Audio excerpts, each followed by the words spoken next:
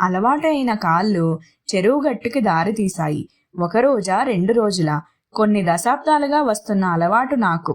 రోజు ఏదో ఒక వేళలో చెరువుగట్టు పావంచా మీద కూర్చొని కాళ్ళు నీళ్ళల్లో పెట్టుకొని నా అరిపాదాల కింద చెక్కిలి గింతలు చేస్తూ ఇంద్రధనస్సు రంగుల్లో మెరుస్తూ తుల్లిపడే చేప పిల్లల్ని, వగరు వాసనతో టీవీగా తలెత్తి చూసే రంగురంగుల కలువ పువ్వుల్ని, వాటి మీద హడావిడిగా తిరుగుతూ జాంకారం చేసే భ్రమరాలని, ఎగిసిపడే పిల్ల కెరటాలని, చేప పిల్లల కోసం వచ్చే పేరు తెలియని పక్షులని, తల్లుల కోసం ఆరాటంగా రోడ్డు మీద పరుగులు తీస్తున్న తువ్వీయల్ని చూడడం నా దినదిన చర్యల్లో ఒకటి.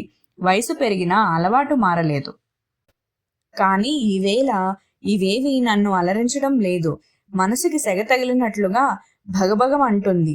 పేగులు ఆకలితో కరకరలాడుతున్నా ఇంటికి వెళ్ళాలి అని అనిపించడం లేదు. నా తమ్ముడి పార్థివ దేహం మంటల్లో కాలిపోతున్న దృశ్యమే నా మనోనేత్రం ముందు కదలాడి నాకు శాంతి స్థిమితం లేకుండా పోతుంది.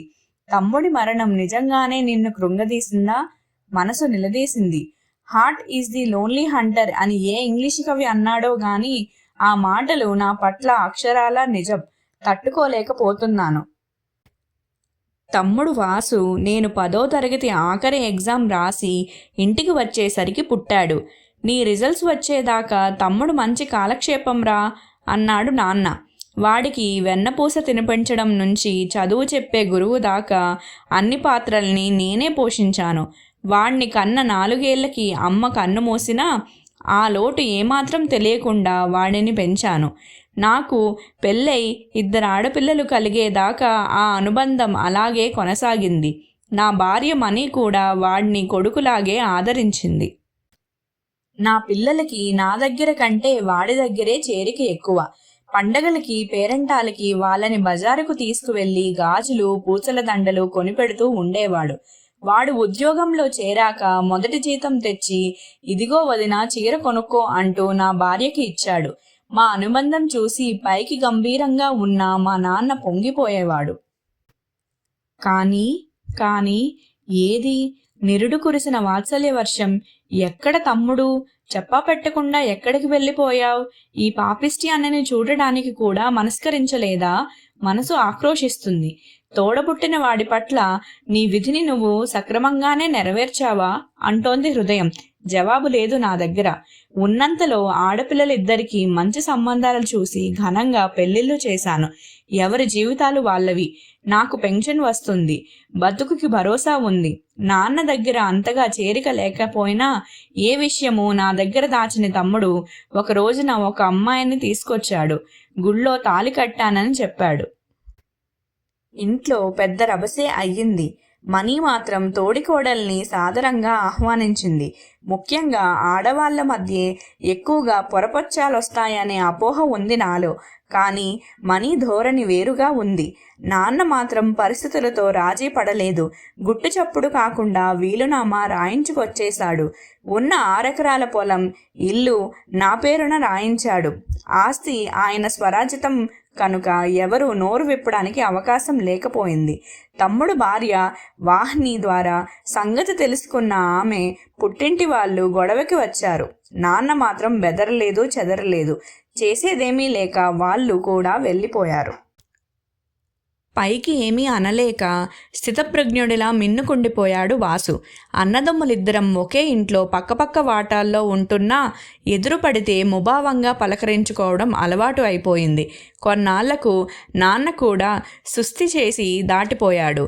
ఇంట్లో మిగిలిన 4 మధ్య మౌనమే రాజ్యమేలింది. ఈ పరిస్థితి జీర్ణించుకోలేని మణి ఒక రోజున నన్ను నిలదీసింది. దేనికైనా ఒక హద్దుండాలి. ఈ పాపిష్టి ఆస్తి కోసం రక్త సంబంధాన్ని దూరం చేసుకుంటారా? ఇది మీకు తగిన పనేనా? ఎందుకు పుట్టానా అని వాడు బాధపడే పరిస్థితి మీరు తీసుకొస్తున్నారు. తండ్రి ఆస్తి అనుభవించే హక్కు వాడికి లేదా అంటూ నా మీద విరుచుకుపడింది. నాకు ఒక్కసారిగా మనసు బగ్గుమంది. వాడి తరపున వకాల్తా పుచ్చుకొని మాట్లాడతావేం? నీకు పుట్టిన పిల్లలకి ఆస్తి ఉండాలని లేదా? ఉన్నదే 6 ఎకరాల భూమి. ఆడపిల్లలిద్దరికీ చెరో 2 ఎకరాలు పసుపు కుంకుమ కింద ఇద్దామనుకుంటున్నాను. అది తప్పేనా? పిల్లల తల్లిగా ఆలోచించడం నేర్చుకో కాస్త విసురుగా అన్నాను.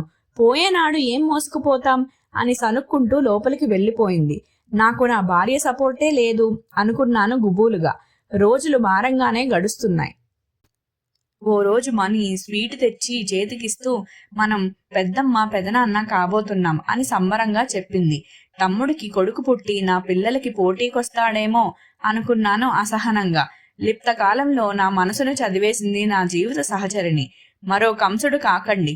మన పెద్ద పిల్ల కంటే వాసు భార్య 3 ఏళ్లే పెద్దది. కొత్త వారసుని సాధారణంగా ఆహ్వానించాలి మనం అంది లోపలికి నడుస్తూ. ఒకరోజు తమ్ముడు అతడి భార్య ఏదో విషయంపై మాట్లాడుకుంటున్నారు. నేను వాసరా చావిడిలో అటూ ఇటూ పచార్లు చేస్తున్నాను. ఎంత వినకూడదని అనుకున్నా ఆ మాటలు చెవిలో పడుతూనే ఉన్నాయి, తొలిపొద్దు సూర్యకిరణాలు తాకినట్లుగా. ఎంతకాలం వాహ్ని, ఎంతకాలం అన్నయ్యతో ఈ నిశ్శబ్ద యుద్ధం? పోనీ నేను ఏమన్నా ఆస్తి కోసం గొడవ చేశానా? మీ వాళ్ళు ఓ మాట అడిగారు అంతే. అంత మాత్రానికే అన్నయ్య ఏళ్ల తరబడి నాతో మాట్లాడకుండా ఉండిపోతాడా? నాకు చిన్నప్పుడు వెన్న తినిపించిన ఆ మనసేనా శిలలా మారిపోయింది? ఉంచుకోమను, ఆయన్నే ఉంచుకోను మనం. నాకేం అక్కర్లేదు. నా రెక్కల కష్టం మీద నేను బతకగలను, నిన్ను పిల్లల్ని పోషించుకోగలను. అయినా మా విషయంలో మీ వాళ్ళు ఎందుకు కలగజేసుకున్నారసలు?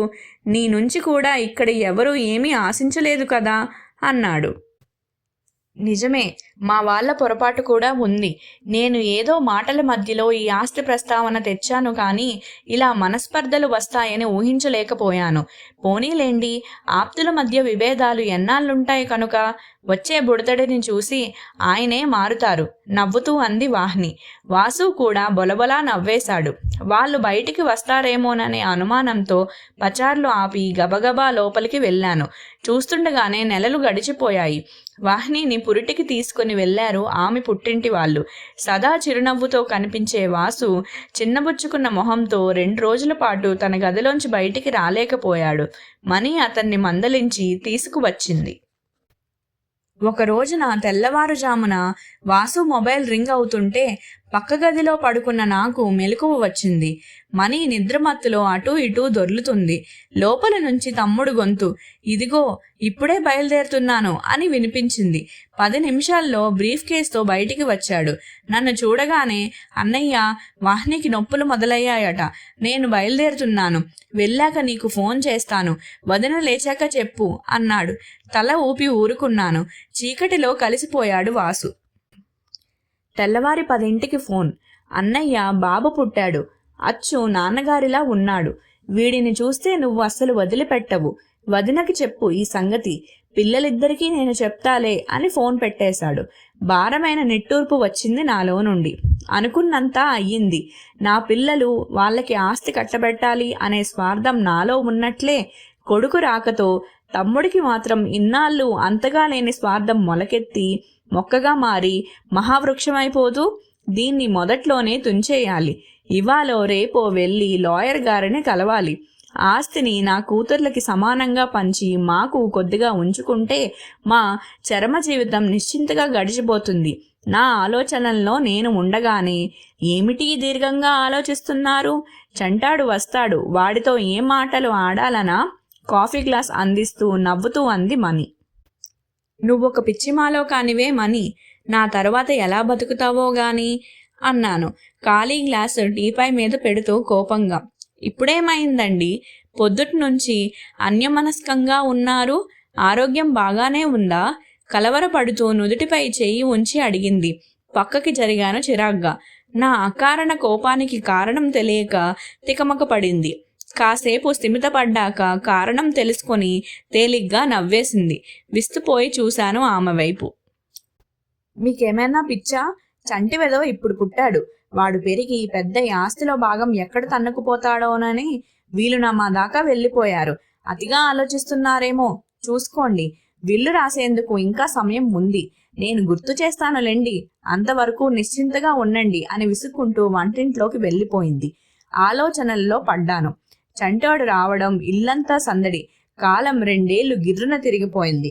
మధ్య మధ్య వీలునామా గురించి మనసు నన్ను హెచ్చరిస్తున్నా బుజ్జగించి దాటవేస్తూ వచ్చాను. ఆ వేళ లాయర్ రఘుపతి గారు బజార్లో కనిపించారు. కుశల ప్రశ్నలు అయ్యాక, రేపు మీ దగ్గరికి రావాలని అనుకుంటున్నాను సార్ అన్నాను. రండి అని టైం చెప్పారు ఆయన. సెలవు తీసుకున్నాను. ఇక నా పని నేను చేసుకుపోవాలి, కానీ దీని మాటకి విలువ ఇవ్వడం అనవసరం గట్టిగా మనసులో అనుకొని తేలికపడ్డాను. తెల్లవారి లేస్తూనే వాసు వచ్చాడు. అన్నయ్య, పిల్లాడికి 2 నుండి 3వ ఏడు వచ్చింది కదా, ఈవేళ సింహాలమ్మ గుడికి తీసుకువెళ్ళి పుట్టు వెంట్రుకలు తీయించుకొస్తామన్నాడు. సరేనన్నట్లు తలూపాను. వాళ్ళు వెళ్ళిపోయారు. స్థిమితంగా నా పనులు కానించుకొని వంటింట్లోకి కేక పెట్టాను. అలా పొలం వైపు వెళ్ళొస్తా, తలుపు వేసుకోవని. బండి లాయర్ గారింటికి దారి తీసే లోపల మా దూరపు చుట్టం సాయి పరిగెత్తుకుంటూ ఎదురొచ్చాడు. నన్ను చూస్తూనే బోరుమన్నాడు. బావా, ఘోరం జరిగిపోయింది. ఇంత పొద్దున్నే వాసు ఎక్కడికి బయలుదేరాడు? వెహికల్కి లారీ గుద్దుకొని యాక్సిడెంట్ అయి ఆ అమ్మాయికి బాగా దెబ్బలు తగిలాయట. చంటాడు దూరంగా పొదల్లో పడబట్టి బతికిపోయాడు. కానీ వీడు, మన వాసు, ఆ చెరుకు లారీ కింద పడి ఇక చెప్పలేక జేబురుమాలిన ముఖాన్ని అడ్డం పెట్టుకున్నాడు. వెక్కి వెక్కి ఏడుస్తున్నాడు. స్థానువైపోయాను. మెదడు మొద్దుబారిపోయింది. శూన్యంలోకి చూస్తుండిపోయాను. ఏం జరిగింది? ఏం వింటున్నాను? ఇంట్లో ఫోన్ రింగ్ అవ్వడం తెలుస్తోంది. మణి బోరెన ఏడుస్తూ బయటికి వచ్చింది. ఇంటి ముందు ఒక్కొక్కరిగా పోగవుతున్నారు. జరగాల్సిన తతంగం యాంత్రికంగా జరిగిపోతోంది. అప్పుడు మొదలైన నా ఈ శూన్యపు చూపుల్లో 10 రోజులు గడిచిపోయినా మార్పు రావడం లేదు. నా తమ్ముడి రూపం పొత్తిళ్లలో గుప్పుళ్ళు మూసుకున్నప్పటి నుంచి దహనమయ్యేదాకా ఒక్కొక్కటిగా కళ్ళ ముందు కదిలి ఒక్కసారిగా భోరుమన్నాను. పేగులు కదిలిపోతున్నాయి. భగవాన్, మనుషులు మరణిస్తేనే కానీ మిగతా వాళ్ళకి వాళ్ళ విలువ తెలియదా? నిన్న మొన్నటి దాకా ఎంత స్వార్థంతో ఉన్నాను. విసిరేస్తే గాని నాకు చేతిలోని రత్నం విలువ తెలియలేదు. నాకు అష్టైశ్వర్యాలు అక్కర్లేదు తండ్రి. నా తమ్ముడు నాకు కావాలి. మరోసారి బోరుమన్నాను. ఎందుకెళ్తున్నావు పెదనాన్న? అమ్మ కొట్టిందా? బుజ్జి చేతులతో తుడిచాడు చంటిగాడు. ఆర్తిగా వాణ్ణి గుండెలకి హత్తుకొని లోపలికి నడిచాను. మరదలు పుట్టింటికి వెళ్ళిపోవడానికి అన్నీ సర్దుకుంటుంది. ఏంటమ్మా అన్నీ సర్దుకుంటున్నావు? అడిగాను కంగారుగా. ఇంకా ఏం మిగిలింది బావుగారు నాకిక్కడ అంటూ కళ్ళు తుడుచుకుంది ఆమె. ఏమీ లేకపోవడం ఏంటమ్మా? ఈ ఇంట్లో సగభాగం, పొలంలో సగభాగం, పాడి పంటల్లో సగభాగం వీడివి, నీ బిడ్డవి. నీవి కావా? నిన్నటిదాకా నాకు 2 పిల్లలు, ఇప్పటి నుంచి 3. వాసు ఆఫీస్లోనే నీకు ఉద్యోగం ఇస్తున్నారు. మెసేజ్ వచ్చింది. పుట్టింటికి వెళ్ళి 3 రోజులు ఉండి నిద్ర చేసిరా, వచ్చాక జాయిన్ అవుదువు కాని అని అన్నాను. మణి ఆశ్చర్యంగా నా వైపు చూసింది. ఈసారి నేను లాయర్ గారి ఇంటికి వెళ్తానంటే మణి అడ్డు చెప్పలేదు.